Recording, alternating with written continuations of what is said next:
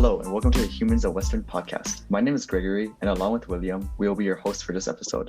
Today, we are joined by Justin, who is a first-year Schulich Medical Student. Hi, Justin. Hello. How you doing today? Pretty good. How about you guys?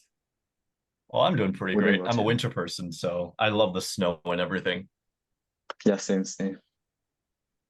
Are you much of a winter person? Me? It depends. If it's Depends. beautiful outside, I like it, but if it's not, then probably not. Fair enough. Fair enough. It's a very fair opinion to have. So I work as a resident staff at Western, and actually, funnily enough, well, I know you because we were working on the same floor during the summer. But what was funny was that a couple of my first year students came back to residence this one day talking about this med student who was doing a presentation or something to that effect on this microscope that was really cool. And I realized that sounds kind of familiar, doesn't it? Oh, wow. Interesting. Where'd they hear that from? I actually don't remember, but it seems that your fame precedes you. Is there Interesting. anything you want to tell us about this microscope?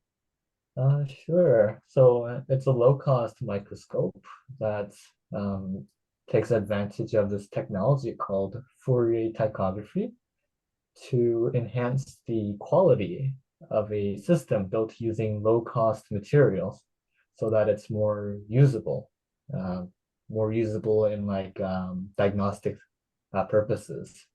So if you were to just build that microscope using the materials we have, we wouldn't be able to get much useful information out of it. But with that technology, this Fourier tychography method, we're able to improve the resolution of our system so that the image that we get is more relevant or more useful to diagnosing things like malaria.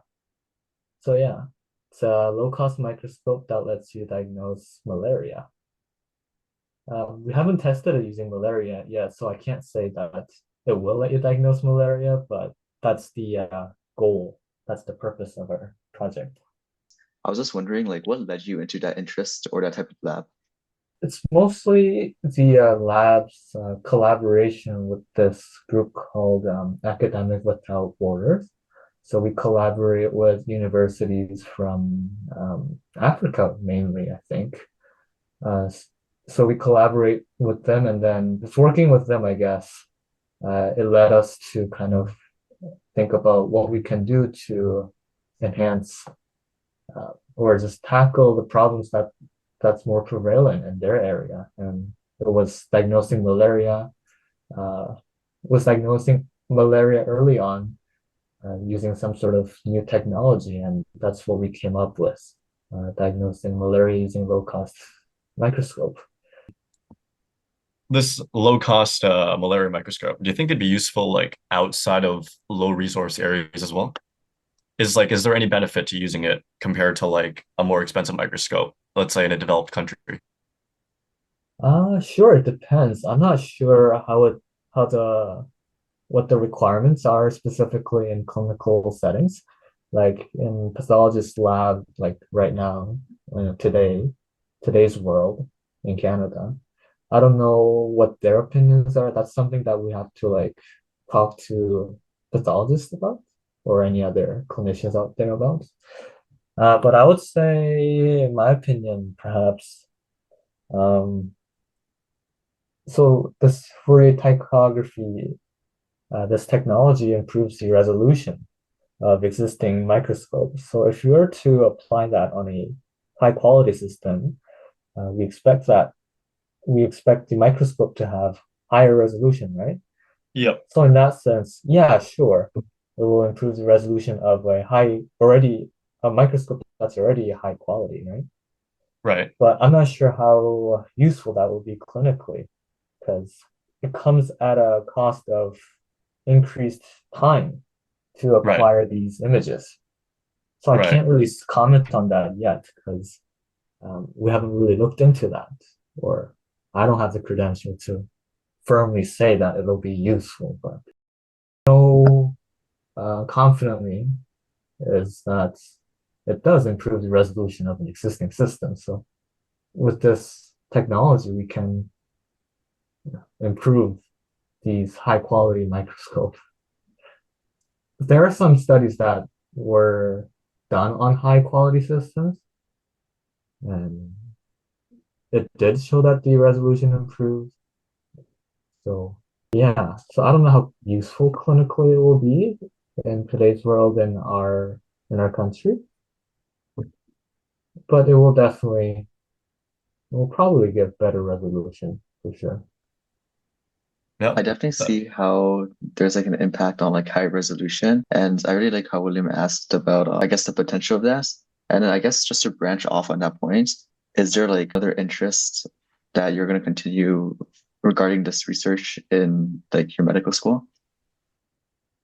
Um, I haven't really, I haven't been working on it actively during the school year because I want to, I guess, focus on my studies right now. And that project was part of my fourth year thesis, so I was given like a dedicated time to work on it. So I guess there's that. But I do like to work on it if I have whenever I get the chance to work on it. But so far I haven't really had the chance to kind of dedicate my time to solely doing this project. Makes sense. I bet it's a very busy time. Are you learning anything unexpected about med school while you're in? Um, I don't know about anything unexpected, but it definitely is different from my undergrad studies. I would hope so. Right. Uh, Yeah, so in relation to that like difference from your undergrad studies, is there anything like fun or interesting that happened while you were in undergrad? While in undergrad, let's see. I guess for me, the research days, like the research presentation days, I guess conference, like Western internal conference days were pretty fun. It was specific to biophysics department, so we had our own research day where we got to present posters and oral presentations and yeah, talk to faculty members and just showcasing your project that you've been working on. That was pretty fun. Yeah, I can imagine so. I know that the winter break is also coming up. Do you have any plans or something that you enjoy doing in your free time? Yeah, um, I guess I like playing my violin. I also like baking. What else? I have a lot of hobbies. I used to like going on a run outside, but I guess in the winter I can't really do that when there's like snow and ice outside. Oh yeah, it's definitely like very inconvenient to go on a run during the winter. And in regards to the violin, how long have you been playing for? Since I was like 5 or 6 years old, can't remember exactly, 5 or 6, somewhere around there. Oh, you've been playing for a long time. I know personally, I played a lot of piano when I was younger, but it was mainly because my parents forced me to. So like, Same. yeah, I really like how you still enjoy playing the violin. Is there any like specific moments or something that you'd like to touch about in regards to playing violin? Well, for me, no one forced me to play the violin. I kind of asked my parents if I can take lessons. So I did that. Uh, I guess in high school, I kept playing as part of my class. We had strings class in high school, so I just took that and kept playing violin during high school. Um, I guess some highlights would be that I was a concert master at my high school, so that was pretty fun. And yeah, I kept playing my violin as part of another Western club, like Western chamber music. So I used to play for that group. I still do today, but I don't play the violin right now. Play another instrument for that group today. I play the double bass just because they had way too many violin players. And I wanted to try something new. Oh yeah, that's very cool. I know for at my school we had more of like clarinets, I guess like air instruments, but you guys had a strings department, which is like pretty cool. Oh yeah, Um, we also combined like the wind instrument with the strings, and well, that was the symphony orchestra that I was in. Yeah, that was pretty cool whenever we combined all the wind instruments with our string group. their strings Oh, group. did you also join like any other types of bands, like jazz bands, senior bands? Like I know in my school we had like those departments. I don't know if it's like the same divisions at your school, but I know for me that was like the highlight of part of my high school career. Oh, we have like senior strings, senior symphony, senior band. Same for like junior groups, right? Junior band, junior strings, and um, yeah, things like that. I think my high school had pretty like strong music program, so I was able to take advantage of that, just participating in many groups.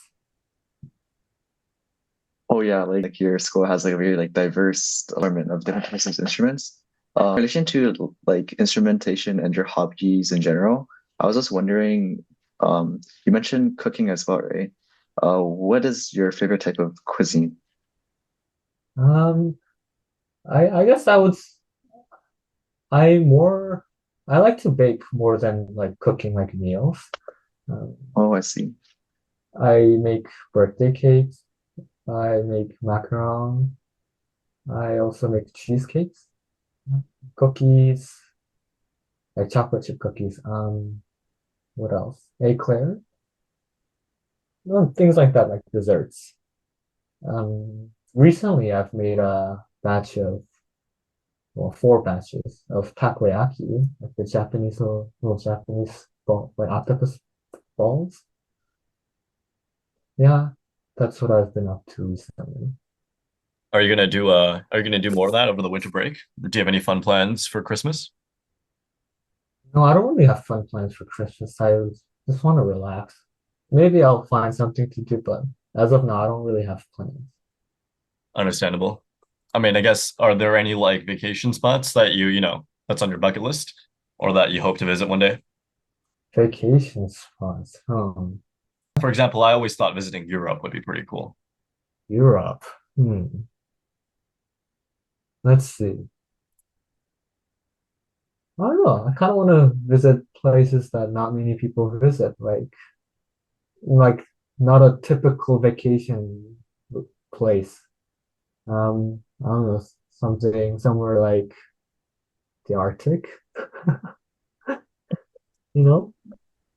That's definitely interesting. Looking for the Christmas factory. Definitely, yes. I want to go there. Yeah.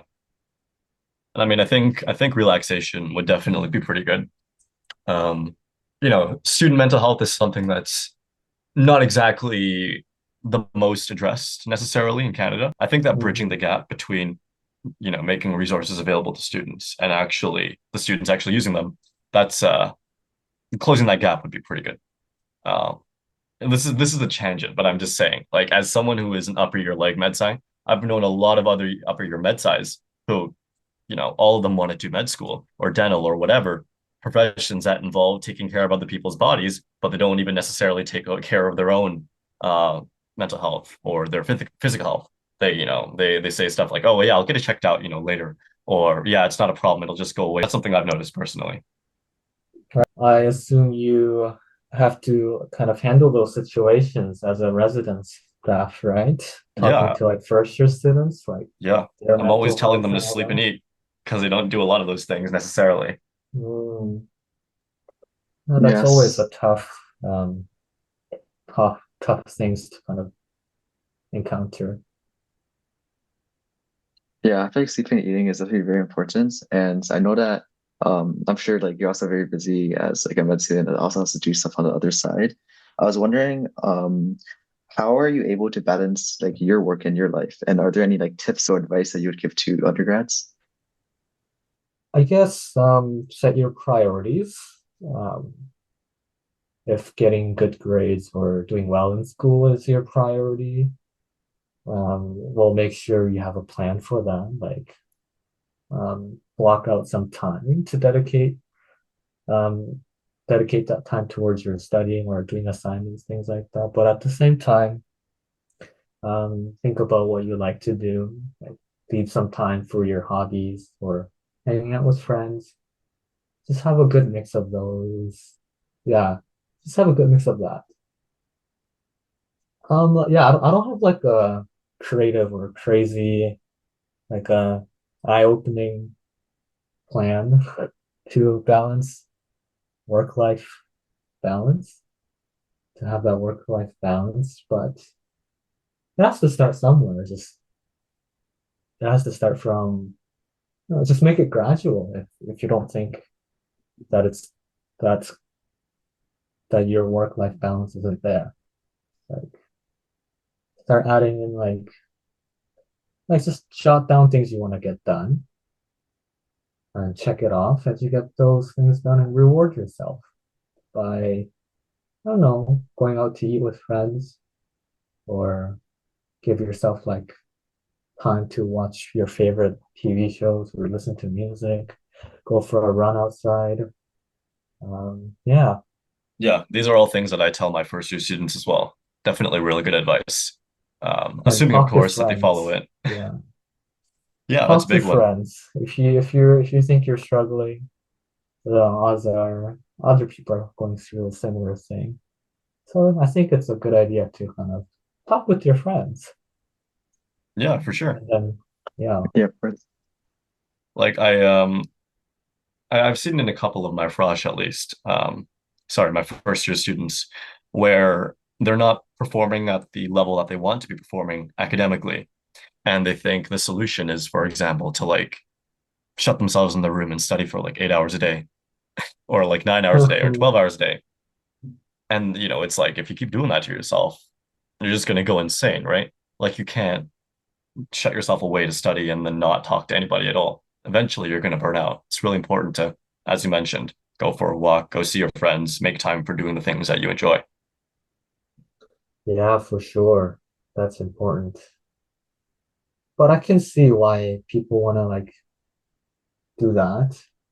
Shut Oh yeah, themselves of in the course. room and study for 8 hours. Like I understand. I think I used to do that sometimes in the past. Like I really want to do well on this test, or yeah, I would just like study a lot by doing that. But at the end, I realized it's not the healthiest solution, Get burnt Yeah, out quite fast like that. So yeah, definitely. I guess it does also depend on the person themselves. And it's really, and I mean, that's one thing that I also tell my students is that first year is a lot about self-discovery. You're not only going to learn you're not only going to learn about university, and you're not only are you going to learn first year content, but you're also going to learn about yourself a lot as a student, how you like to study best, how you don't like to study, just really figuring yourself out, learning how to learn, in other words. hmm for sure. No, I think it's like that for any point of your life, really, even if you're not a student. I think that's kind of like thinking that I have. It's like wherever you are in whatever, yeah, wherever you are in like your life, like it's like a self-discovery time. You try something and then you learn from it. True.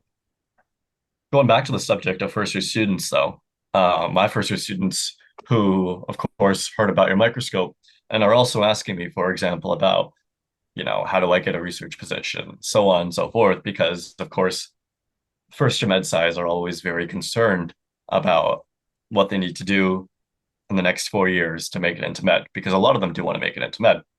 Um, and well, I guess I'm sure a lot of them would love the opportunity to, work on awesome technology or, you know, make great changes, right?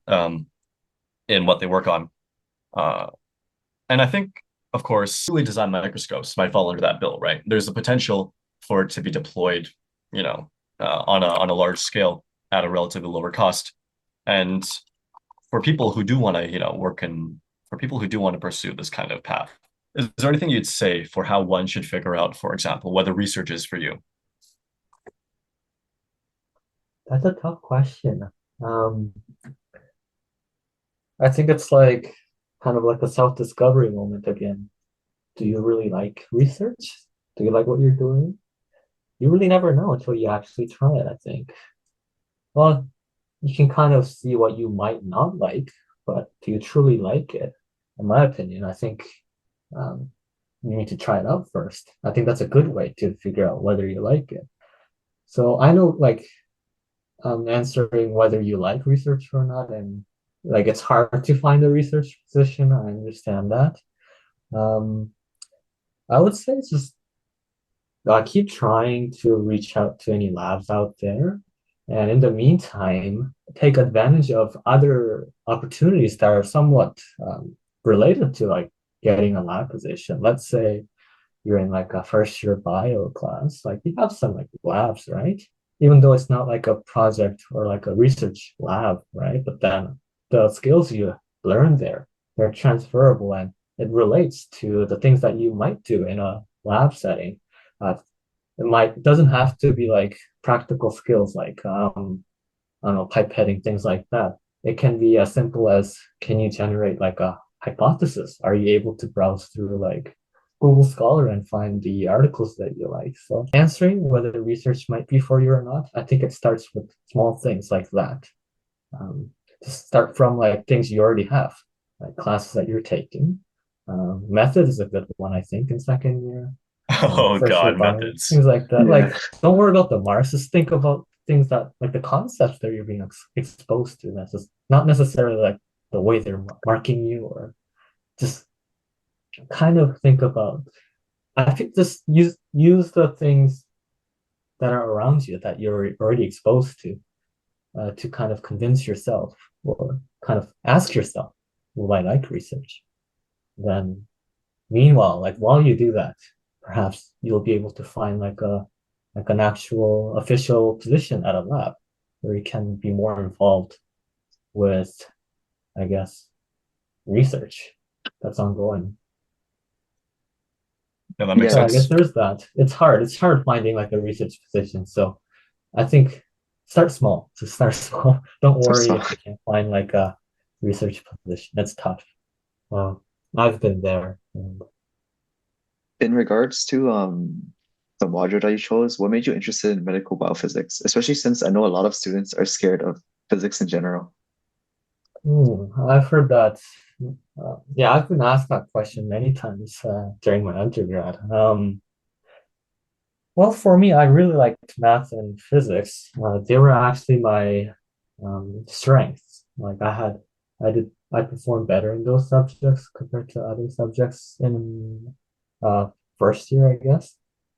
So for me, I wanted to try it out.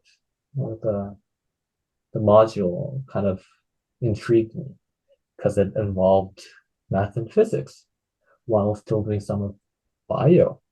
Well, just from the name, it sounds like it. So I kind of looked into it, talked to some upper years, yeah, and then talked to my friends who are kind of like who kind of had a similar thinking as me. Other friends who like,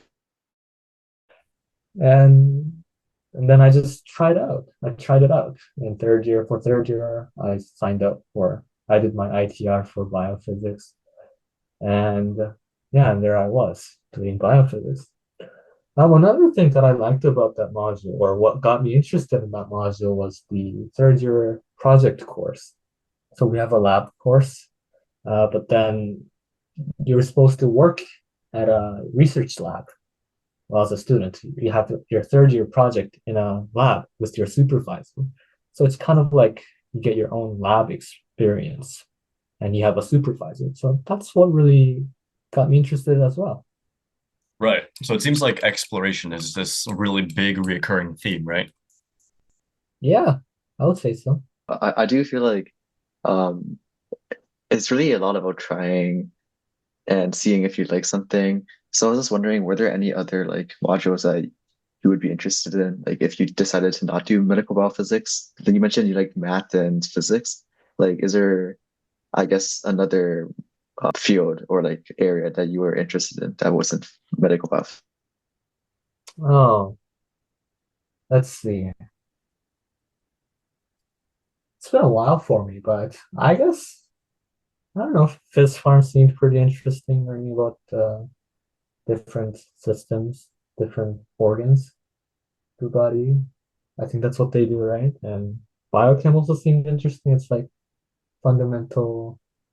like they're big on like proteins and other macromolecules and things like that that are fundamental to living things. That was also pretty cool. Um, yeah, microbiology and immunology, that was also interesting. Yeah, they all seemed interesting, but for me, biophysics was the one that really stood out to me for its physics and math, and a third year project. And yeah, I think that was it. There were probably more things that I was attracted to. Yeah. In a similar vein, have you figured out what medical specialty you want to go into, or have you narrowed it down kind of within a general range? Yeah, that's a question that I get asked a lot these days. I'm not too sure yet. I haven't decided on a specific specialty yet, but I would say something that has a bit of math and physics. Like, I kind of want to keep that in there somewhere. Radiology, Radiation maybe? oncology might be a good candidate. Um, Radiology, yeah, something radiology related or cardiology too. Like, you know, and cardiology has a bit of, well, not like heavy physics, like physics that I used to do in undergrad, but yeah, there's like pressure and stuff, right? I don't know. This sounds really, um, yeah, I sound very naive by saying things like that, but I don't know. For me, I guess I would like to explore what I want to do before really telling or deciding on what I want to do. So for me, I'll just keep it open. Yeah, that makes sense.